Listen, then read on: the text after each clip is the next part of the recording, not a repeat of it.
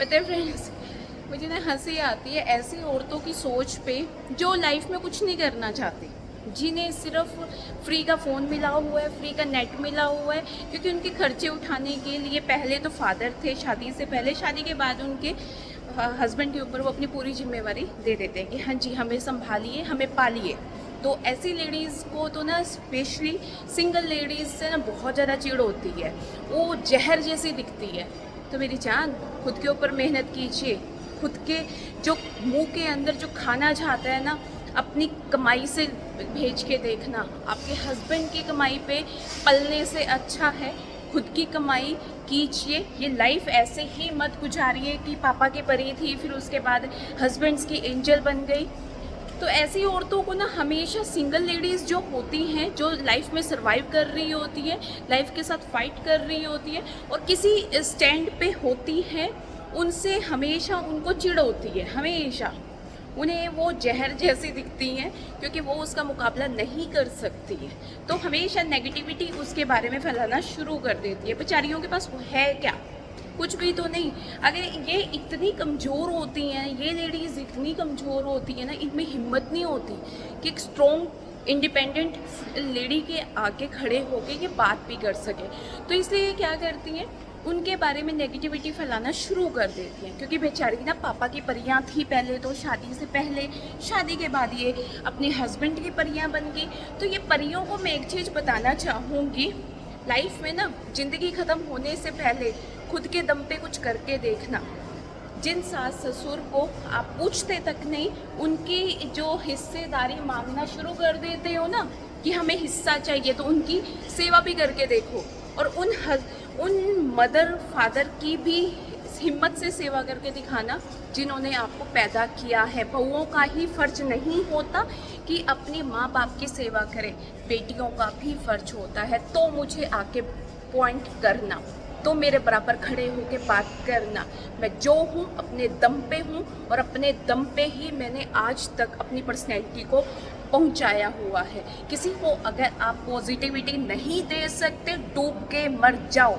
साफ बोल रही हूँ, डूब के मर जाओ।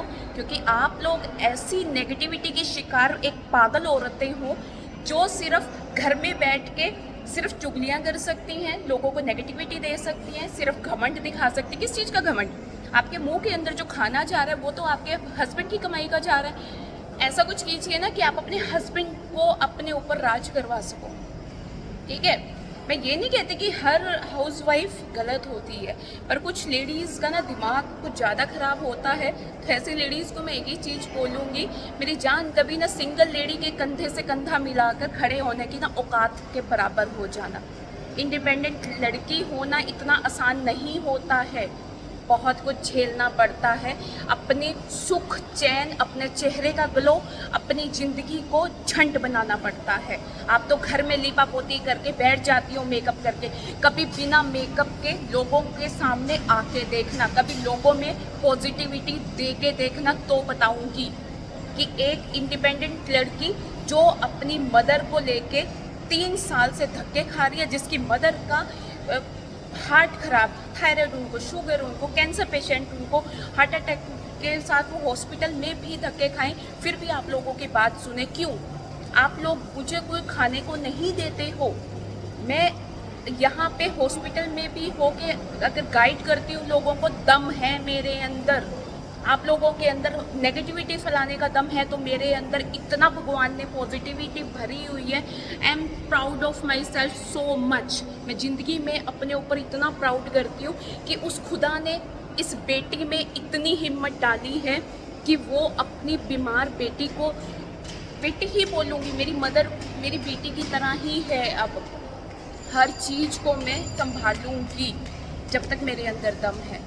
कभी ना इस दम के आगे खड़ा होके देखना, फिर मुझसे बात करना, फिर नेगेटिविटी फैलाना।